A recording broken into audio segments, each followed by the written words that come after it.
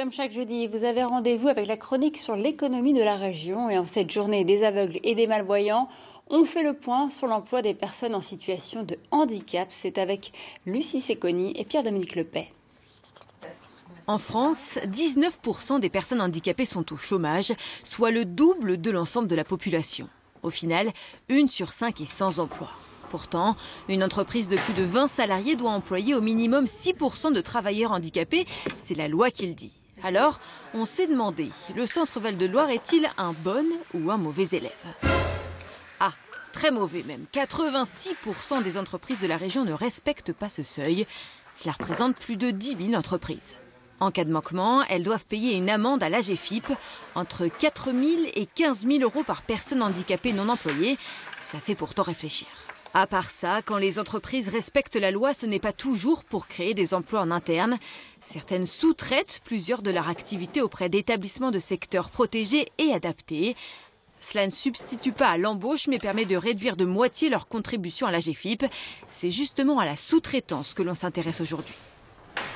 Il existe 2 types de structures. Les ESAT, les établissements et services d'aide par le travail, qui sont 81 dans la région, et les EA, les entreprises adaptées, qui, elles, sont 41 en centre Val-de-Loire. Mais ça, on y reviendra.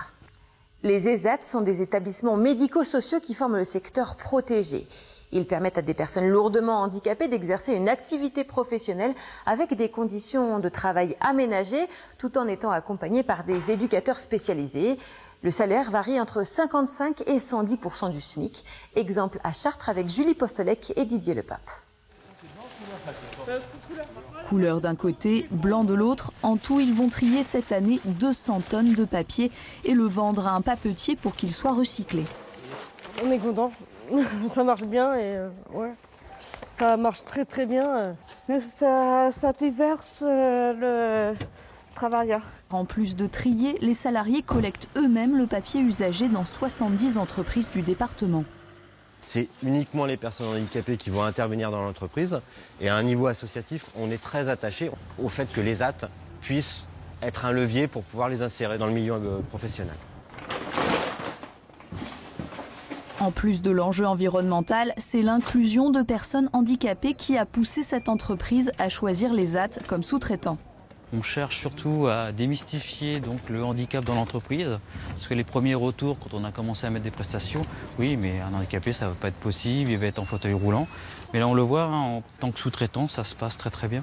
Donc pourquoi on ne pourrait pas continuer et mettre plus de personnes en situation de handicap dans l'entreprise? Une partie du papier recyclé est en effet restituée sous forme de cahier à l'entreprise. À elle de décider si elle les redistribue à des écoliers ou les garde en interne. Pour conclure, sachez que 43% des femmes en situation de handicap déclarent avoir été victimes de propos ou comportements stigmatisants sur leur lieu de travail, d'après une étude publiée la semaine dernière. Des discriminations qui peuvent prendre plusieurs formes, des tâches ingrates par exemple, mais aussi insultes et moqueries de la part de leurs collègues vis-à-vis de leur handicap.